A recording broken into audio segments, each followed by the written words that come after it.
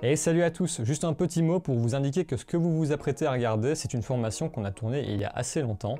Donc là, on l'a montée et on s'est dit qu'on allait vous la donner gratuitement sur YouTube. Voilà, c'est une formation qui est dédiée à Pro Tools First et les bases de Pro Tools. Elle a été tournée il y a un peu plus de 2 ans, donc il y a des moments où on est un peu moins à l'aise qu'à l'heure actuelle dans nos paroles. Mais j'espère en tout cas qu'elle vous plaira. On a choisi Pro Tools ici parce que c'est le programme dont on se sert le plus et c'est un programme très professionnel. Ce n'est évidemment pas forcément le meilleur programme pour vous, mais si vous utilisez Pro Tools, la formation peut vous apprendre beaucoup de choses. Donc n'hésitez pas à regarder ça et à nous faire un retour. Comme ça, on s'améliorera sur les prochaines formations, évidemment. Sur ce, je vous souhaite un bon visionnage et bon appétit. Dans cette formation, on va utiliser Pro Tools First, qui est la version gratuite de Pro Tools. Elle est plus limitée que la version normale. Étant donné qu'on va voir les fonctions de base, c'est amplement suffisant, donc je te laisse un lien ci-dessous pour que tu puisses aller la télécharger, comme ça tu pourras reproduire ce que je vais faire pendant la formation. Afin de pouvoir utiliser Pro Tools correctement, il faudra que tu prépares ton ordinateur. D'abord, je te conseille de laisser au moins 15 Go d'espace sur ton disque dur. Les fichiers audio ont tendance à prendre de la place, donc il te faudra un minimum d'espace disponible. Ensuite, je te conseille de désactiver les raccourcis clavier des touches F1 à F12. Si tu ne le fais pas, il y a certains raccourcis utiles sur Pro Tools que tu ne pourras pas utiliser. Cela dit, sache quand même que ce n'est pas obligatoire, tu pourras quand même travailler sans les utiliser. Avant d'aller plus loin, j'aimerais te signaler que ici on utilise un Mac, donc il y aura des choses différentes comparées au Windows. Mais bien évidemment, tous les raccourcis pour les deux systèmes seront indiqués à l'écran. Maintenant que tu as installé Pro Tools First, on va pouvoir y aller, mais pour commencer à travailler, on va tout d'abord devoir créer une session. Alors quand tu lances le programme, il y a une fenêtre de dialogue qui s'ouvre, et tu vas avoir deux choix. Soit tu peux ouvrir des sessions déjà faites, soit tu vas pouvoir en créer des nouvelles. Sache qu'avec Pro Tools First, tu ne peux avoir que 3 projets à la fois qui se sauvegarderont sur le cloud de ton compte Avid. Ici tu vois j'en ai déjà 3, donc je peux en supprimer un avant de continuer. Sinon je peux retourner sur l'onglet Créer et décocher la sauvegarde sur le cloud, ce qui me permettra de faire plus de 3 sessions, mais je ne pourrai les utiliser que sur mon ordinateur. Par défaut, ta session s'appelle sans titre. Du coup, n'hésite pas à lui donner un nom en fonction de ce que tu vas faire, pour pouvoir t'y retrouver plus tard. Par exemple, ici, moi je vais l'appeler Formation Pro Tools. Pro Tools First stocke tout dans le drive ou dans un dossier dédié que tu ne peux pas modifier, donc tu n'as pas réellement besoin d'être organisé sur ton ordinateur à ce niveau. Mais attention, si tu utilises Pro Tools ou un autre DAW, je te conseille fortement de faire un dossier contenant uniquement tes sessions. Je vais le répéter plusieurs fois pendant la formation, mais c'est important d'être organisé. Tu vois ici, si tu coches cette case, créée à partir d'un modèle, ça va te permettre d'utiliser des modèles de sessions déjà toutes faites. Personnellement, je ne suis pas du tout fan des templates déjà pré-mâchés. Je préfère partir d'une session vide et l'organiser selon mes besoins. Dans certains cas, j'enregistrerai mon modèle comme template et ça correspondra de toute façon mieux à mon mode de travail. Voilà, il ne te reste plus qu'à cliquer sur Créer afin de créer ta session. Si c'est la première fois que tu ouvres une session dans Pro Tools First, il va t'ouvrir une fenêtre de dialogue te demandant quelques trucs. Cette fenêtre, on peut la retrouver dans l'onglet Configuration, ici au-dessus, en cliquant sur Moteur de lecture. Le moteur de lecture, c'est ce qui va permettre à Pro Tools d'enregistrer de l'audio et toi de l'écouter. Si tu as une carte son connectée, tu pourras la choisir ici, en cliquant sur le menu déroulant. C'est impératif si tu veux utiliser ta carte son pour enregistrer. Sache que de façon automatique, le son sortira aussi de ton interface audio si tu l'as choisi comme moteur de lecture. On s'occupe pas de l'agrégat 2S pour le moment, j'en parlerai peut-être plus tard. Ici en dessous, il te demande si tu veux optimiser le moteur de lecture pour enregistrer ou pour la lecture. Donc si tu enregistres, eh bien, tu appuies sur enregistrer évidemment, et si tu ne fais que lire des choses, eh bien, tu appuies sur lecture. Moi ici, je vais laisser sur sortie intégrée parce que j'ai envie que le son sorte des enceintes de mon ordinateur. Donc j'appuie sur OK. Ça va fermer ma session. Et alors là, je peux la réouvrir en allant dans Fichier, ouvrir une session récente, ou en utilisant le raccourci clavier Shift Commande O. Et voilà. Donc là, je vais te parler de fréquence d'échantillonnage. Et pour ça, on va retourner dans le moteur de lecture. Alors elle est ici, elle est fixée à 44.1 dans Pro Tools First. Mais ça veut dire quoi exactement? La fréquence d'échantillonnage, ou sample rate en anglais, c'est la fréquence à laquelle l'audio va être découpé lors de sa conversion en digital. Ces petits échantillons vont permettre au convertisseur de recréer l'onde sonore émise par la source en version digitale. Sans rentrer trop dans les détails, les samples sont faits de façon un peu ponctuelle et ensuite, pour être rendu en digital, l'onde sera reconstituée, un peu comme si on reliait les points d'un dessin. Alors ici, t'as pas le choix, Mais sur d'autres versions de Pro Tools et dans d'autres DAW, tu pourras choisir entre plusieurs fréquences d'échantillonnage, notamment le 48 kHz ou le 88.2, et ça peut monter jusqu'à 192 kHz. Mais ça change quoi exactement? Si l'onde est très complexe et qu'elle n'est pas coupée de façon suffisamment rapide, lorsqu'elle va être reconstruite, on risque de perdre certaines subtilités de l'onde, voire même d'avoir des fréquences qui seront rendues comme étant d'autres fréquences. Une sorte d'erreur de substitution parce que le convertisseur n'a pas bien sûr lié l'onde. C'est ce qu'on appelle de l'aliasing.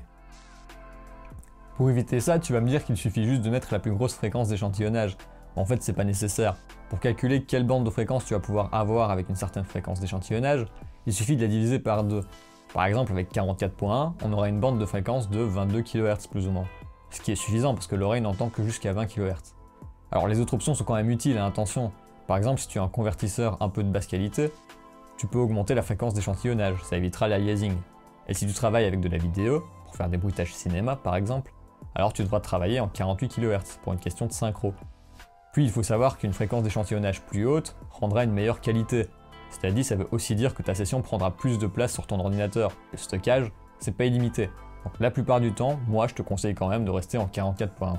C'est plutôt pas mal. Il y a une autre notion que je voudrais aborder, c'est le bit depth, ou en français, la profondeur de bit informatique. Souvent, tu trouveras ça sous l'onglet résolution. J'en parlerai un peu plus en détail plus tard, donc je vais juste te dire que sur Pro Tools First, il est fixé à 16 bits, ce qui correspond à la qualité sonore d'un CD. Mais si tu as le choix, je te conseille de travailler en 24 bits, ça influencera sur la qualité de ton son. On verra plus tard pourquoi. Donc sur Pro Tools First, te prends pas trop la tête, en général, la session est déjà configurée comme il le faut. Oublie juste pas que si tu as une carte de son connectée que tu veux utiliser, tu peux la choisir dans le moteur de lecture. Et voilà pour la création de session. Donc nous voilà avec notre session préparée, mais évidemment il n'y a encore rien dedans, comme tu le vois. On va donc commencer par importer de l'audio. Pour faire ça, on va aller dans le menu Fichier en haut à gauche et appuyer sur Importer. Ou alors on peut utiliser le raccourci clavier qui est Command-Shift-I. Dans la fenêtre qui s'ouvre, on va chercher notre audio. Du coup, tu vois l'importance d'être organisé. Ça va permettre de ne pas chercher pendant des heures l'audio qu'on veut importer. Je vais commencer par importer un coup de grosse caisse, ou kick en anglais. Alors sache que souvent on utilisera l'anglais pour se référer aux éléments de la batterie et à d'autres choses dans le son. Essaye de les retenir du coup, ça peut être pratique pour la suite. On sélectionne celui qu'on veut et on appuie sur Ouvrir. Et voilà, il a importé sur une nouvelle piste en début de session. Bon alors là on le voit pas parce qu'il est trop petit, donc on va zoomer. Ok. Alors une autre solution pour importer de l'audio, c'est le drag and drop. On va chercher son fichier dans le bon dossier.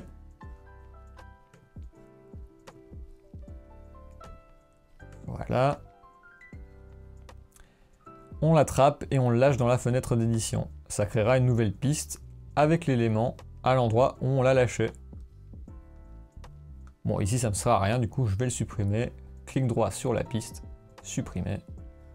On confirme. Et voilà. Et enfin, dans Pro Tools First, on a accès à ce qu'on appelle la Soundbase, qui est une banque de samples intégrée au logiciel.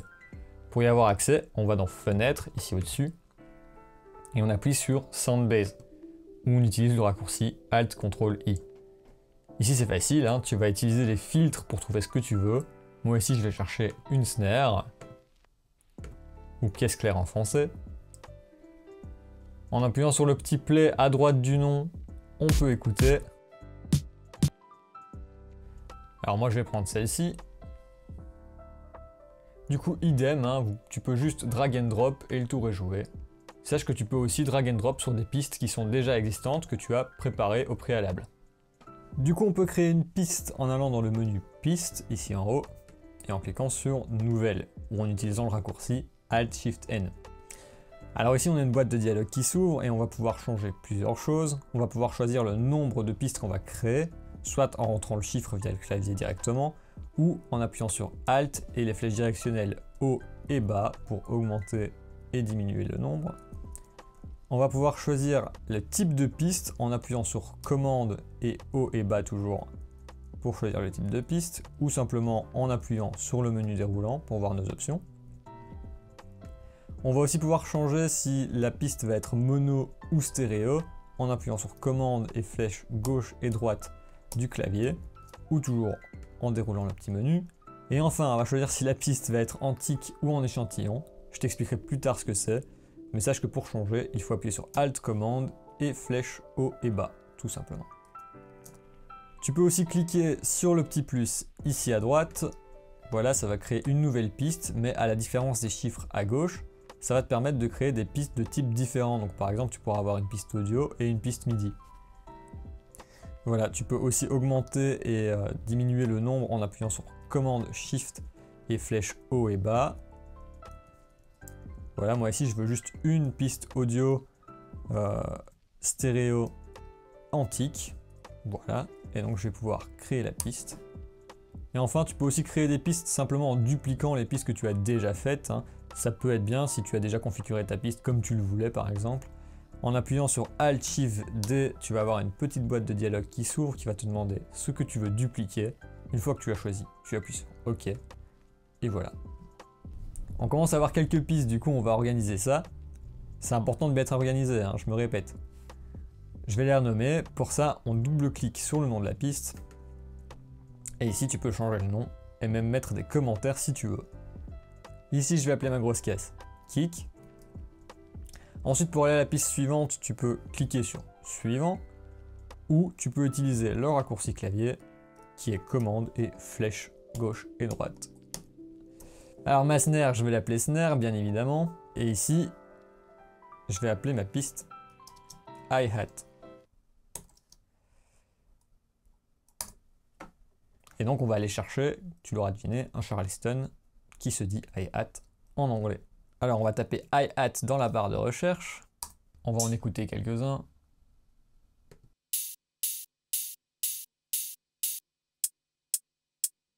Ok, celui-ci est pas mal, donc je vais simplement le prendre et le dropper sur la piste que je viens de créer. On va rajouter un open hi-hat, donc c'est un Charleston ouvert.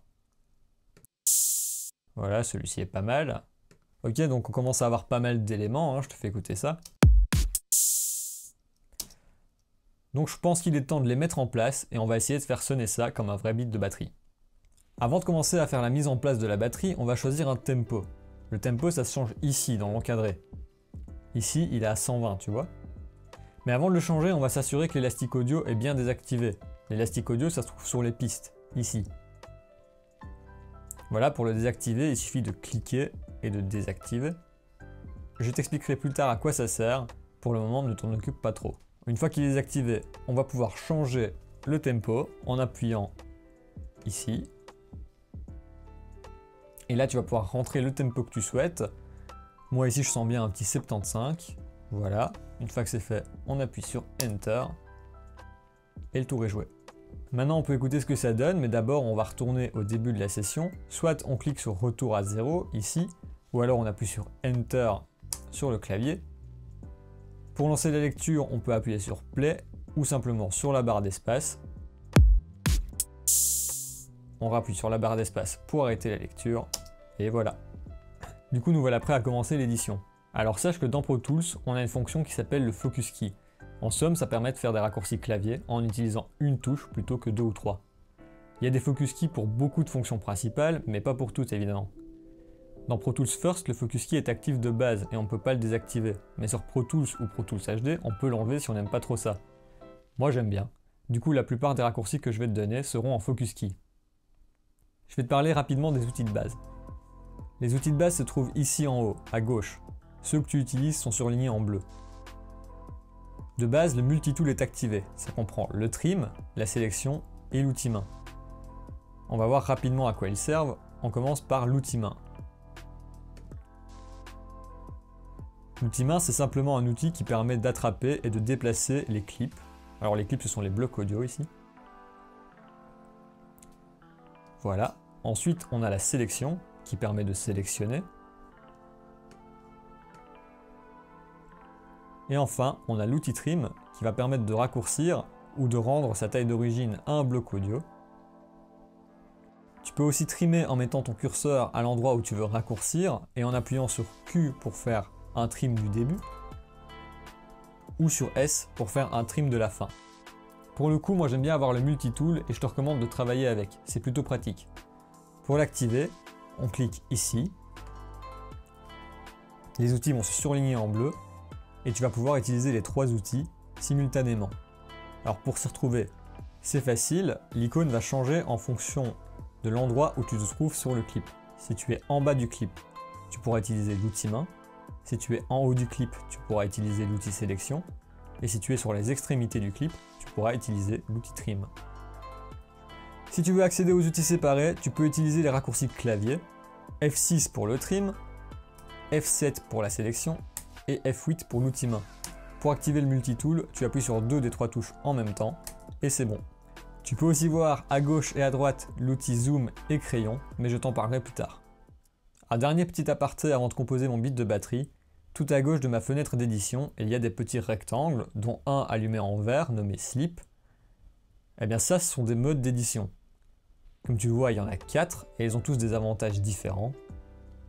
De base, donc on est en Sleep, ça veut dire glisser en anglais, et en effet, ça permet d'éditer les clips en les faisant glisser librement dans la fenêtre.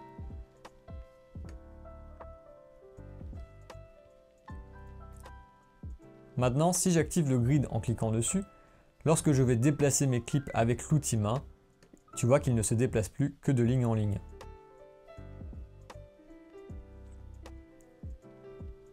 Les lignes bleues, c'est en fait les repères des temps et des mesures de ta session. Ils sont mis en fonction de ton tempo. En d'autres termes, ça permet de caler les éléments en mesure. Et c'est super pratique pour faire un beat de batterie justement. Tu peux accéder au slip en appuyant sur F2 et au grid en appuyant sur F4. Tu te demandes sûrement, parce que tu es super attentif, pourquoi il y a une petite flèche à côté du grid. Eh bien si tu laisses appuyer sur ce mode, tu peux avoir accès au grid relatif qui va s'allumer en violet. Ce mode va permettre de déplacer tes clips en gardant la distance déjà établie avec les repères. Je te montre. Hop. Ça peut être cool pour humaniser les jeux de batterie composés avec des samples comme ici. Après moi je préfère qu'ils soient sur le temps, donc je vais remettre tout ça. Et voilà. Tu vas pouvoir changer la précision des repères en allant dans le compteur, en bas à gauche. Tu vois ici il est marqué gris avec une note de musique à côté. En appuyant sur la note de musique, tu vas ouvrir une liste et tu pourras choisir la précision de ta grille. Si tu n'y connais rien du tout en musique, sache qu'une mesure c'est composé de temps, et dans la plupart des cas de 4 temps. Du coup, les notes prennent plus ou moins de temps à être jouées. Une blanche, ça va prendre 2 temps, donc si tu choisis cette option, les mesures seront coupées en 2. Une noire, ça prend 1 temps, ce qui coupera la mesure en 4, rendant tes actions plus précises du coup. La croche, c'est un demi-temps, ce qui coupera ta mesure en 8, et à chaque nouvelle note, tu divises par 2, et donc tu multiplies par 2 le nombre de repères dans une mesure. Moi ici, je vais travailler à la croche, mais n'hésite pas à changer la grille en fonction de tes besoins. Tu peux augmenter ou diminuer la précision de la grille en utilisant les raccourcis CTRL ALT plus et moins du pavé numérique. Tu peux aussi désactiver les repères en appuyant sur le mot grille, mais je te le déconseille. Ok, donc nous voilà prêts à programmer le beat de batterie. On va faire un beat de batterie assez simple. Pour chaque étape, je vais te montrer plusieurs façons de procéder, et toi tu pourras choisir laquelle te convient le mieux. On est en grid absolu, grille en demi-temps, et je vais commencer par le kick. Moi je veux que mon kick frappe tous les 2 temps. Alors les mesures, elles sont marquées par les repères un peu plus épais, comme celui-ci par exemple. Tout d'abord, on va sélectionner mon kick en entier en cliquant brièvement dessus avec l'outil main. Puis je vais le copier en appuyant sur C. Avec mon curseur, je vais aller appuyer à l'endroit où je veux copier mon kick, c'est ici. Et ensuite, j'appuie sur la touche V. Voilà, c'est cool, on va faire ça 16 fois pour faire un couplet complet. Bon, ici je l'ai fait une fois de trop pour te montrer comment on peut l'effacer. Bon, il y a plusieurs façons de faire. On peut simplement le sélectionner et appuyer sur la touche X, ce qui l'enregistrera dans le presse-papier, et tu pourras le copier plus tard à un autre endroit en utilisant la touche C. Sinon, après l'avoir sélectionné, tu peux utiliser la touche Backspace, qui effacera le clip. Ou tu peux utiliser commande Z ou W, qui sont les raccourcis pour Undo. Bon, c'est un peu long de tout copier à la main, mais t'en fais pas, il y a d'autres solutions. Moi, je voudrais que ma snare arrive sur les afterbeats, ce sont les 2e et 4e temps de chaque mesure, pour faire un beat un peu rectiligne. Donc là, je vais commencer par la mettre au bon endroit. Et ensuite, une fois que je l'ai sélectionnée, je peux appuyer sur commande D pour la dupliquer. Mais comme tu le vois, ça la duplique directement après, et c'est pas ce que je veux faire pour le moment. Je vais annuler ça. Je vais sélectionner la demi-mesure sur ma piste de snare, et je vais utiliser à nouveau commande D, ce qui va aussi copier le silence. Donc on peut écouter ça. Ok, c'est pas trop mal. Maintenant, je voudrais mettre du hi-hat à l'accroche, donc je vais commencer par le mettre au bon endroit. Je sélectionne du début du clip jusqu'au repère où je veux qu'il apparaisse. Et ensuite, j'appuie sur Alt-R. Là, je vais pouvoir rentrer le nombre de fois que je veux le répéter. Ici, je voudrais le répéter 7 fois. Ok, on peut écouter ça.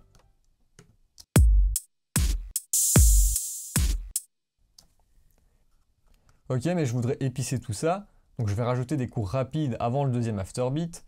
Cette fois, on va utiliser l'outil Trim, donc on va aller appuyer dessus, et on va avoir accès à plusieurs options, dont le trim en boucle qu'on va utiliser maintenant.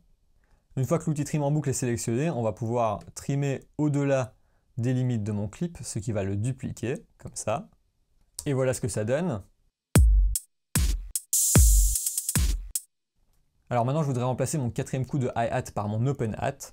Donc je vais supprimer le hi-hat superposé, comme ceci. Et on peut écouter tout depuis le début.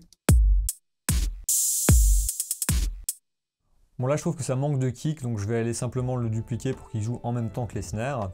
Donc je vais appuyer sur Alt et ensuite sélectionner mon clip avec l'outil main.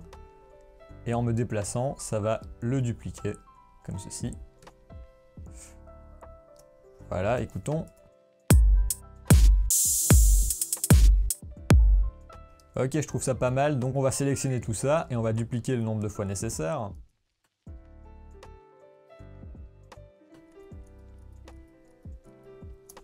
Et voilà pour notre batterie. Bon, depuis tout à l'heure, tu me vois faire des zooms avant et arrière, mais je t'ai pas encore expliqué ça, alors allons-y. On a l'outil zoom auquel on peut accéder en appuyant sur F5. Il va se mettre en surbrillance bleue ici. Il va te permettre de faire des zooms en cliquant dans la fenêtre d'édition. Voilà, si tu appuies sur Alt, tu pourras dézoomer. Sinon, plus facilement, tu peux appuyer sur T pour un zoom avant et R pour un zoom arrière horizontal. Pour des zooms verticaux, tu peux appuyer simultanément sur Alt et CTRL et utiliser les flèches directionnelles, celle du bas pour rendre tout plus petit et celle du haut pour agrandir. Tu peux aussi utiliser toute la hauteur de la fenêtre grâce au raccourci CTRL, commande, Alt et bas. Si tu veux que tout ton projet se voit dans la fenêtre d'édition, tu peux simplement appuyer sur Alt-Q, c'est ce qu'on appelle le Fit to Window. Et enfin, tu peux zoomer sur les formes d'ondes dessinées dans les clips grâce à ce bouton ici en haut à droite. Si tu appuies en haut, ça augmentera la forme d'onde. Si tu appuies en bas, ça diminuera la forme d'onde. Nous voilà avec une chute de batterie, donc on va continuer notre morceau avec la suite, la basse. Pour trouver une basse, je suis allé sur le net et j'ai cherché des samples. Il existe plein de sites différents, certains payants, certains gratuits. Le tempo et la tonalité du sample y sont indiqués en général. Tu trouveras les liens ci-dessous, donc n'hésite pas à y jeter un œil. Du coup, moi j'ai pris une basse au tempo de ma session, j'ai aussi pris note de sa tonalité. C'est important parce que le reste des instruments devront être dans la même ou il faudra les transposer. Attention, parfois sur les sites gratuits, les samples peuvent être mal référencés. Celui que j'ai choisi justement, il était référencé en La majeur, mais c'est en fait du La mineur, donc sois bien attentif. On va écouter tout ça, mais à la première écoute, je ne voudrais écouter que la basse. Du coup, je vais utiliser ce qu'on appelle le solo. Ça permet d'écouter une piste seule. Pour l'enclencher, il suffit d'appuyer sur le petit S ici sur la piste. Il s'allume en jaune. Et sinon, on peut utiliser le raccourci clavier qui est Shift S en ayant sélectionné la piste. Si on veut l'enlever, il suffit de cliquer à nouveau ou de réutiliser le raccourci clavier.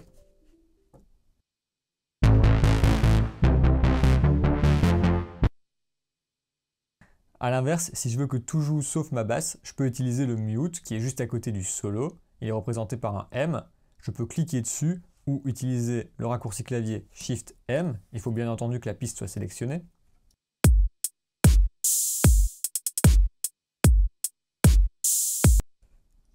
Voilà. Sinon, s'il y a plusieurs solos d'activer sur la session, on peut simplement utiliser Alt et appuyer sur le solo de n'importe quelle piste et ils seront tous désactivés en même temps. Ou tu peux activer tous les solos ou tous les mutes de la session en appuyant sur Alt et n'importe quel bouton solo et mute de n'importe quelle piste. Bon, écoutons tout ensemble maintenant.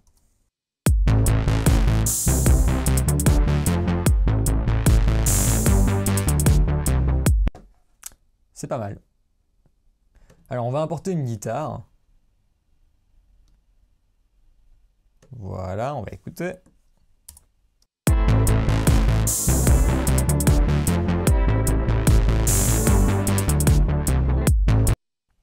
Alors c'est pas terrible et la guitare joue pas les bons accords, du coup ça sonne un peu faux. Donc moi je vais aller la découper et faire un montage pour faire en sorte que ça fonctionne mieux. Pour ça je vais aller en dessous des outils, où je vais activer la tabulation vers les transitoires, c'est ce bouton-ci, tu vois. On va appuyer dessus. Une transitoire c'est ceci par exemple. C'est l'attaque du son. Et grâce à la tabulation des transitoires, je vais pouvoir me balader donc de transitoire en transitoire sur le clip en appuyant sur la touche Tab de mon clavier. Voilà, une fois que je suis à la bonne transitoire, je vais pouvoir juste appuyer sur B et ça va découper la guitare au bon endroit. Je fais ça avec tous les accords. Et voilà, moi ici je vais me servir que des deux premiers accords, donc je vais backer tout le reste en les sélectionnant et en appuyant sur Backspace. Donc là je vais déplacer mon second accord sur le troisième contretemps, c'est ici. Ensuite je vais dupliquer mon premier accord et le mettre au premier temps de ma deuxième mesure, c'est ici. Voilà, on écoute.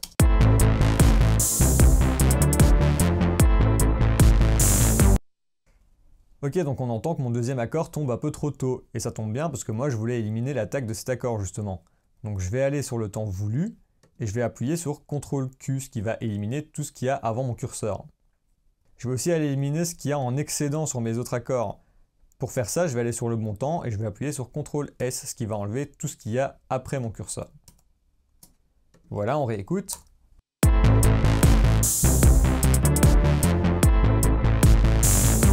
Ok, c'est pas mal, je vais donc dupliquer ma guitare, mais moi je trouve que ça manque encore de quelque chose.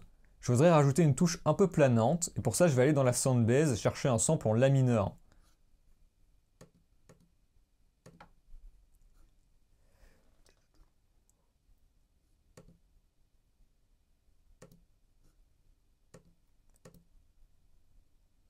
Par exemple...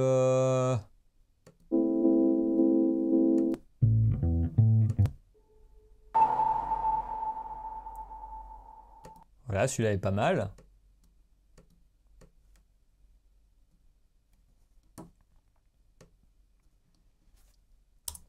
Ok, on va écouter ça.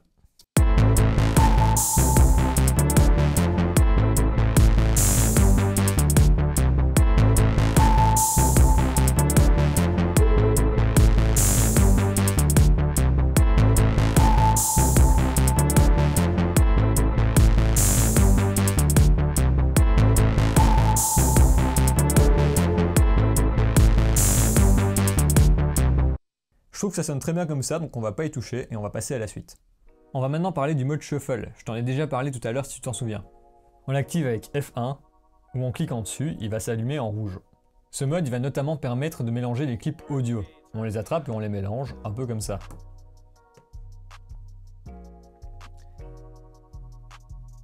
Bon ici c'est pas ce qu'on veut faire, le Shuffle ça peut aussi servir dans d'autres cas. Par exemple, si je veux enlever des mesures, je vais aller sélectionner mes mesures en grid. Ensuite, je me remets en mode Shuffle et j'appuie sur Backspace et ça va carrément enlever la mesure. A l'inverse, si je veux rajouter des mesures, les intercaler, il suffit que je choisisse la mesure que je veux dupliquer et en la copiant ou en la dupliquant grâce à commande D, eh bien ça va intercaler une mesure. Alors surtout quand on a terminé avec le Shuffle, il ne faut pas oublier de l'enlever parce qu'on en arrive vite à faire n'importe quoi. Et si on n'est pas content de ce qu'on a fait, on peut revenir à l'état initial en utilisant commande D ou W en focus key. On a aussi le mode Spot qui est juste à côté du mode Shuffle, juste ici.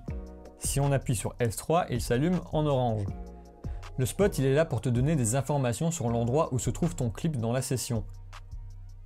Si tu cliques dessus, il y a une fenêtre qui apparaît et il te donne toutes les informations temporelles. Tu peux le déplacer en entrant de nouvelles valeurs, mais tu peux aussi lui rendre sa place d'origine. On voit l'endroit où il se trouvait, juste ici. Par exemple, si je déplace ce clip et qu'après je me mets en mode Spot, en appuyant sur F3, en appuyant sur cette flèche ici et puis sur OK, ça va le remettre à son endroit d'origine. Le mode Spot, ça va aussi me permettre de caler des choses par la fin. C'est très pratique par exemple pour des reverse cymbales. Donc ici, je vais aller en chercher une dans les samples. Par exemple,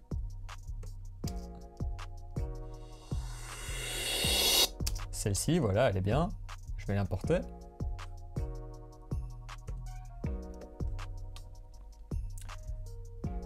Donc ici, moi, je voudrais caler ma reverse cymbale pour que la fin de celle-ci arrive sur le temps 1 de la 5e mesure. Donc pour ça, je vais simplement appuyer dessus. Et je vais placer la fin à la 5e mesure, temps 1. Et appuyer sur OK. Et voilà. On va écouter.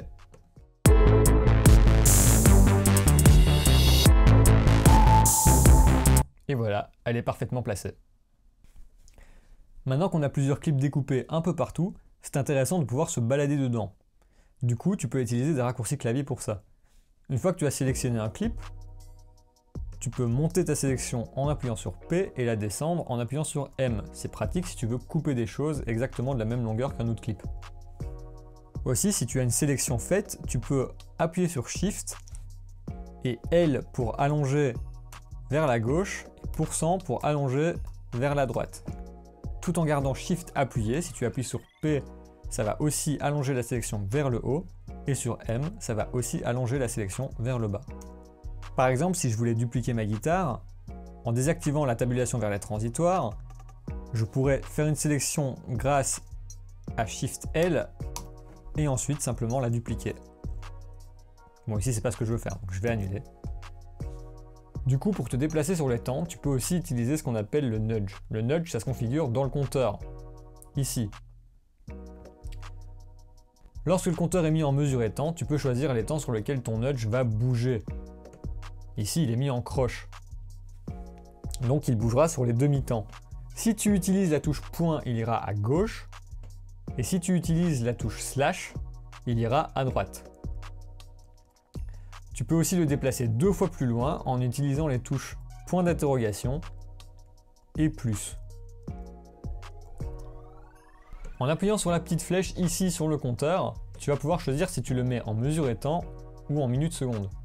Si tu le mets en minutes secondes, ton nudge changera aussi et tu pourras le setup à la seconde, voire même à la milliseconde.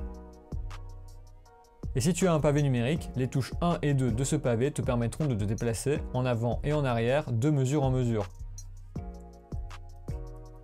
Attention, si tu laisses appuyer trop longtemps, tu vas activer l'avance et le recul rapide. Alors on va écouter ce qu'on a déjà.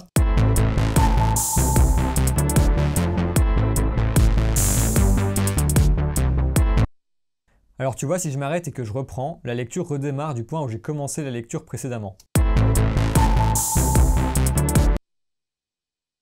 Si je veux qu'elle continue après, il faut que j'active l'insertion sur la lecture. C'est juste à côté de tabulation vers les transitoires.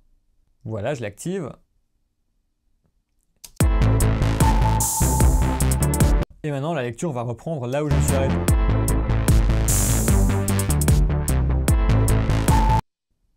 On peut aussi utiliser le raccourci clavier qui est N.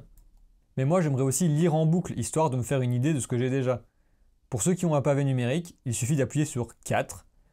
Sinon, en appuyant sur CTRL et en cliquant sur le bouton de play, on activera la lecture en boucle. Maintenant, si on fait une sélection,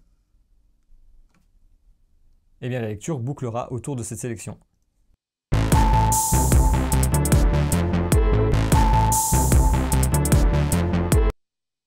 Alors voilà, et un dernier petit truc plus marrant, si tu veux écouter ta chanson 2 fois plus lentement, tu peux simplement appuyer sur Shift et la barre d'espace.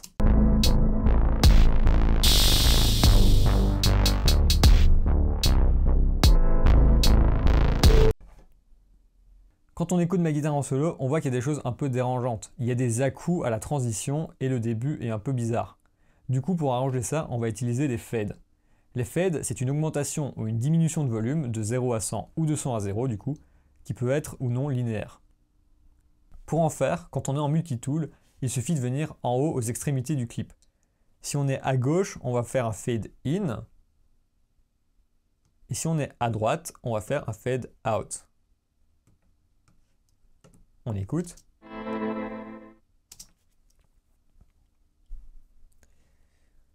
On peut aussi faire des fades en mettant la tête de lecture là où on veut que le fade s'arrête et en appuyant sur D pour faire un fade in. et G pour faire un fade out. Il existe aussi un autre type de fade qui s'appelle un crossfade. Ça permet la diminution de la fin d'un clip tout en jouant l'augmentation du clip suivant de façon simultanée. C'est pour donner un côté doux à la transition qui peut parfois être brutale, comme ici. Pour en faire, on va vers le bas, là où les deux clips se touchent, et on va voir un carré noir et blanc apparaître. On appuie et on tire vers le bas, et on lâche quand on est satisfait. S'il est trop long, ça peut vite devenir baveux, donc attention, écoute toujours ce que tu fais avec tes fades. Ici, on va écouter dans l'ensemble.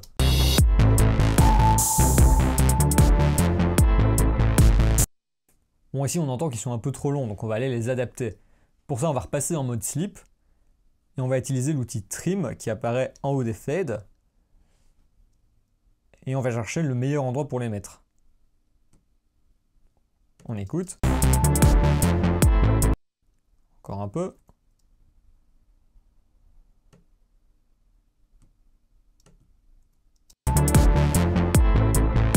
Ok, comme ça c'est pas mal. Pareil ici.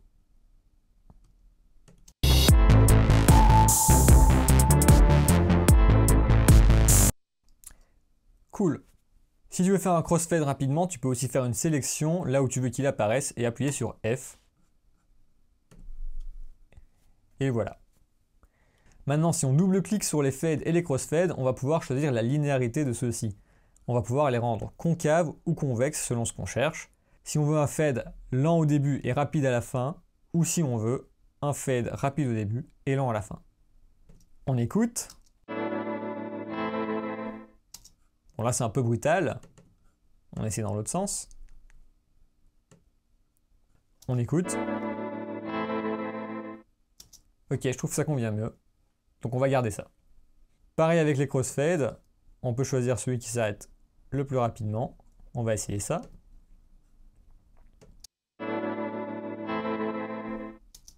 C'est pas mal. Donc quand on a fini, on va dupliquer. Pour ça, on se remet en mode grid. On fait notre sélection. Commande D. Et voilà. Ensuite, comme on a plein d'autres petits clips qui restent, on va les consolider. Les consolider, ça va simplement dire qu'on va les recoller ensemble pour faire un gros bloc avec. Ça nous permettra de faire des opérations globales dessus et les déplacer plus facilement. Pour faire ça, on va dans Édition, Consolider le clip, où on utilise le raccourci clavier qui est Alt-Shift-3. Et voilà ce que ça donne. A l'inverse, si tu as des bruits parasites sur une piste, tu peux appuyer sur Commande U qui va ouvrir la fenêtre des suppressions des silences. Tu vas ensuite sélectionner le clip que tu veux nettoyer et tu configures le seuil de suppression à l'œil jusqu'à ce que ça te convienne. Là, ça me semble pas mal. Ensuite, tu peux ajouter un peu de marge au début et à la fin.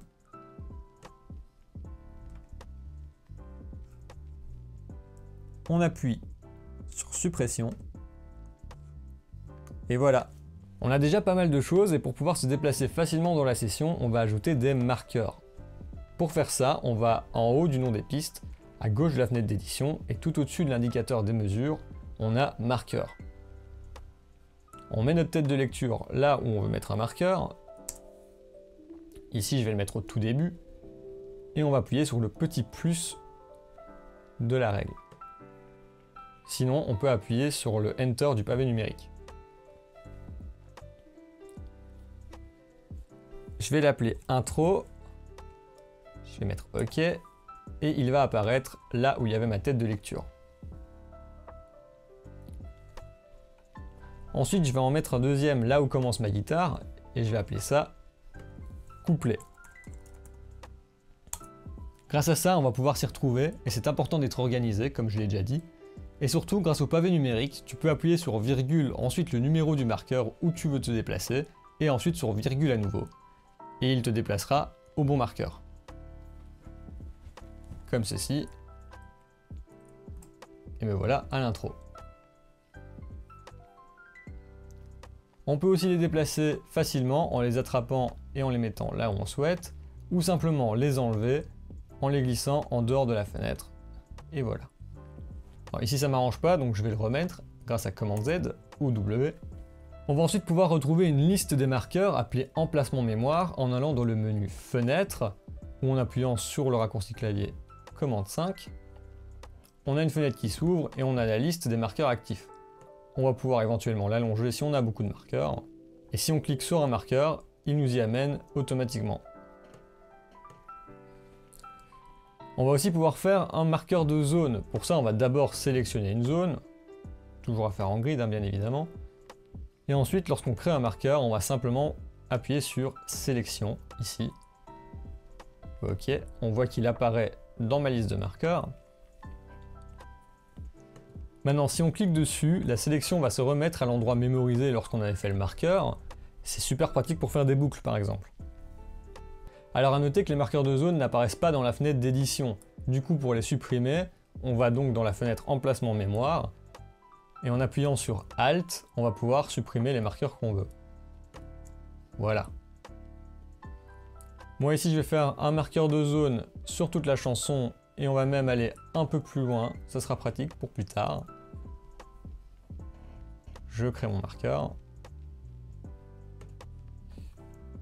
Je vais l'appeler Bounce. Et voilà. Ensuite, en dessous des marqueurs, on a la règle de métrique, mais on en parlera un peu plus tard. Et ensuite, on a la règle de tempo. Grâce à ça, on va pouvoir changer le tempo au fur et à mesure de la chanson.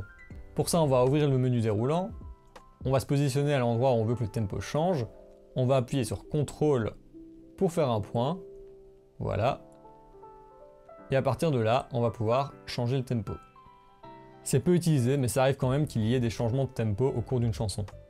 Dans la fenêtre d'édition, il ne reste pas grand chose à voir pour le moment. Il y a notamment ceci, la métrique. La métrique, ça va définir la façon dont les mesures de ta chanson sont composées. Je ne vais pas trop te casser la tête avec ça, mais pour être simple, si tu la mets en 4/4, ça veut dire que ta mesure est faite de 4 temps et à la noire. Si tu la mets en 3/4, ça veut dire qu'elle est faite de 3 temps à la noire. Si tu la mets en 7/8, ça veut dire qu'elle est faite de 7 temps à la croche cette fois. Le 3/4, ça va donc réduire tes mesures à 3 temps, et c'est souvent utilisé pour faire des valses. On voit rarement des métriques autres que 4/4, donc ne t'en fais pas trop, mais si tu te sens créatif, n'hésite pas à essayer des trucs plus exotiques, comme le 5/4 ou le 7/8. Et enfin, il y a le chef d'orchestre qui sert simplement à choisir si on veut ou non se servir de la tempo map. Lorsqu'il est en bleu, on peut changer de tempo pendant la chanson, et si on le désactive, le tempo sera fixe. On peut bien entendu rechanger le tempo ici, mais on ne pourra plus utiliser la tempo map. Personnellement, je vous conseille de le laisser en bleu, c'est plus pratique. Voilà, on a vu tout ce qui était nécessaire dans la fenêtre d'édition, on va pouvoir passer à la suite qui est la fenêtre de mixage. Maintenant qu'on a vu tout ce qu'il y avait à voir dans la fenêtre d'édition, on va passer à la fenêtre de mixage. La fenêtre de mixage est assez importante, pour mixer notamment, mais on verra ça dans une autre formation, mais il est tout de même important que tu la comprennes assez bien. Dans cette fenêtre de mixage, on va retrouver les pistes de la fenêtre d'édition, mais sous forme de tranches de console, donc comme si c'était une vraie console de mixage analogique. Pour commencer, on va aller sur ce petit dessin, ici en bas à gauche. C'est un onglet d'affichage. Si tu appuies dessus, il y a un petit menu déroulant, et on va pouvoir choisir ce qui s'affiche sur la tranche de la piste. Donc si on a besoin de plus d'inserts, de départ ou de moins de ceux-ci, on peut aussi les cocher et les décocher. Ici, on va juste tout ajouter afin que je puisse te montrer de quoi il s'agit. De façon générale, je te conseille de cocher tout ce qui t'est nécessaire, évidemment, et d'enlever tout ce qui ne t'est pas nécessaire, tu auras une meilleure vision d'ensemble. Pour accéder à la fenêtre de mixage, il suffit d'appuyer sur commande et égal, et celle-ci va passer au premier plan. Donc comme tu le vois, on a donc des pistes, comme je te l'ai dit, et chaque petit bout comme celui-ci est dédié à une piste en particulier, d'où l'intérêt de bien nommer les pistes, ça permet de s'y retrouver facilement. On appelle ça une tranche, donc je te propose d'examiner une tranche de haut en bas. Tout en haut, tu vois qu'il y a une petite bande de couleurs. Il y a des couleurs par défaut pour chaque type de piste. Les bleus sont des pistes audio, les oranges sont des pistes instruments, les verts sont des pistes auxiliaires, et les rouges sont des pistes master. Mais on parlera de tout ça plus tard. Sache que tu peux changer les couleurs des pistes, et je te le conseille d'ailleurs. Crée toi-même une habitude de travail et tu verras que ce sera plus facile. Moi par exemple, je mets les percussions en vert, les basses en jaune et ce genre de choses. Donc pour changer la couleur, on peut soit aller dans l'onglet Fenêtre dans le menu supérieur et appuyer sur Couleur, soit juste double-cliquer sur la bande de couleurs. Si tu sélectionnes une piste, la palette va t'indiquer sa couleur actuelle et tu pourras la changer en cliquant sur celle que tu veux, comme ça. Voilà. Tu peux aussi changer la couleur des clips et là aussi je te conseille de mettre les clips de la même couleur que la piste. Ça te permettra de facilement te retrouver dans ta session. On peut donc appuyer sur commande égale, on clique sur le clip qu'on veut changer et on lui donne une couleur. De retour sur notre fenêtre de mixage, on a ensuite les inserts AE. Ça veut juste dire qu'il s'agit des 5 premiers inserts. Les inserts, ça va permettre d'insérer des effets sur ta piste. Si tu cliques sur un rectangle, il y a une liste qui se déroule, et ce qu'on appelle les plugins sont déjà organisés. Donc si tu veux un EQ, tu passes sur un EQ et tu choisis celui que tu veux. Tu cliques et voilà, il va se mettre en insert. On verra plus tard comment on utilise tous ces effets. Juste en dessous, on a les départs. C'est un peu plus complexe, donc je vais juste en toucher un mot pour le moment, et on verra ça dans une formation future. Si tu cliques sur départ, tu vas pouvoir choisir une sortie ou un bus. Si tu choisis une sortie, ta piste sortira par non seulement la sortie principale, mais aussi la sortie que tu as choisie dans le départ. Attention, il y a un fader qui s'affiche et il faut le monter évidemment pour que le départ fonctionne. Les bus, ce sont des liens internes au programme qui te permettront d'envoyer le son de ta piste à un autre endroit du programme, comme une autre piste par exemple. Mais on verra pourquoi on fait ça plus tard comme je te le disais. Ici on voit qu'il y a une visualisation de l'EQ. Si tu as mis un EQ 7 bandes de Pro Tools sur ta piste en insert, tu peux visualiser les traitements que tu as fait sur l'EQ ici dans cette petite fenêtre. Tu ne peux malheureusement pas commander l'EQ via cette fenêtre, mais ça te donne une bonne indication de ce que tu as fait sur la piste. Donc on continue et on a les E/S qui signifient entrée-sortie. C'est ici que tu vas choisir les entrées et les sorties de ta piste.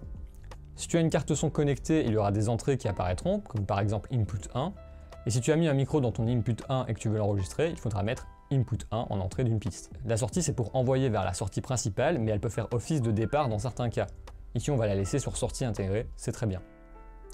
Ce truc auto, c'est pour les automations. On passe totalement ça pour le moment, c'est pour bien plus tard, fais-moi confiance.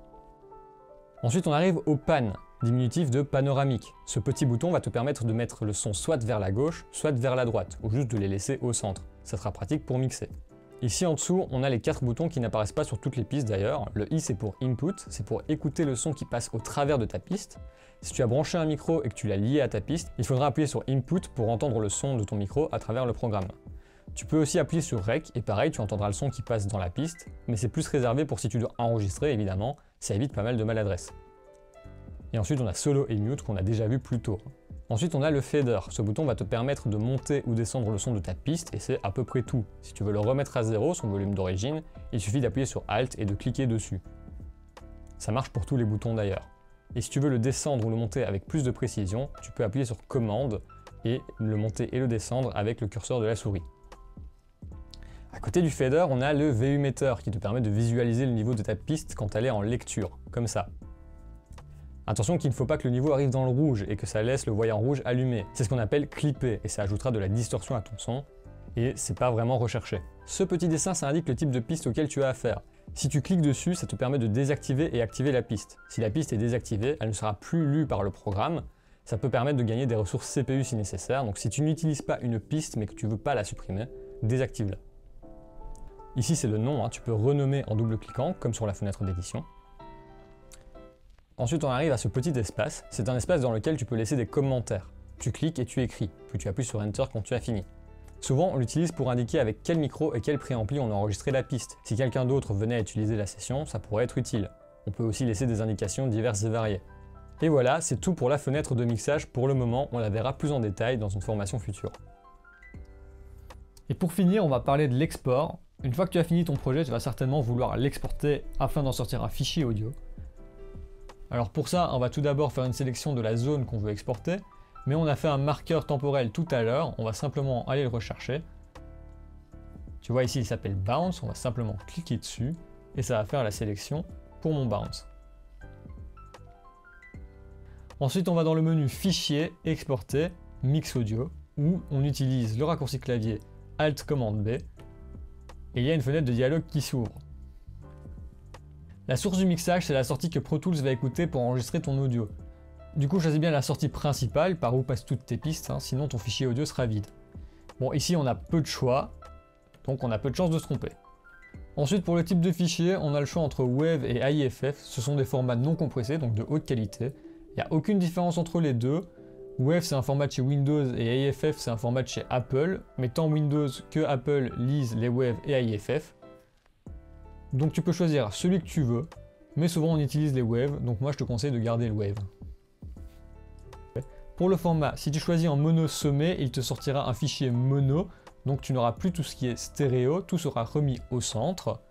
Pour le mono multiple, tu auras deux fichiers, un fichier pour la gauche et un fichier pour la droite, et c'est clairement pas ça que tu veux. Et enfin en entrelacé, où il fera un fichier stéréo. Donc évidemment ici on va garder entrelacé. La résolution, ça va définir la qualité du rapport signal-bruit. Alors je ne vais pas rentrer trop en détail pour le moment, mais sache que 32 bits virgule flottante c'est la meilleure qualité, mais on l'utilise très rarement. Souvent on va tourner plus autour de 24 ou 16 bits. Si tu veux faire un format CD, ça sera 16 bits, et si tu veux un format de meilleure qualité, ça sera 24 bits. Moi ici je vais le faire en 16 bits. Pour la fréquence d'échantillonnage, je l'avais expliqué en début de formation. Pro Tools First est cantonné au 44.1 kHz, donc ça a très peu d'intérêt de le sortir dans une autre fréquence d'échantillonnage. Si vous êtes dans un autre programme, vous pourrez choisir des bits et des fréquences d'échantillonnage différents selon votre projet. Par exemple, si vous avez enregistré votre projet en 88.2, eh bien sortez-le en 88.2 bien évidemment. Et pareil pour la résolution. Vous avez le choix ou non d'apporter le fichier exporté au cas où vous voudriez rajouter le fichier exporté dans votre session. Bon, ici ça ne me sert à rien, donc je ne vais simplement pas le faire. Ensuite, on va pouvoir choisir le nom du fichier. Ici, je vais l'appeler compo formation. Je vais pouvoir choisir le répertoire dans lequel le fichier va être enregistré. Mais de base, il est enregistré dans Pro Tools Bounce Files, donc je vais le laisser là. Et enfin, je vais pouvoir choisir si le bounce se fait en ligne ou hors ligne. Alors la différence, c'est que si on le fait en ligne, le bounce se fait en temps réel. Ce qui veut dire que le programme va enregistrer la chanson en même temps qu'il l'écoute. Alors que hors ligne, tout va se faire par des algorithmes et ça va se faire beaucoup plus rapidement. Ici, je vais choisir hors ligne parce que les algorithmes actuels sont quand même de bonne qualité. Et une fois qu'on a tout choisi, on appuie sur exporter. Et voilà. Si vous voulez retrouver le fichier ensuite, il suffit simplement d'aller dans le fichier qui était indiqué. Et le voici.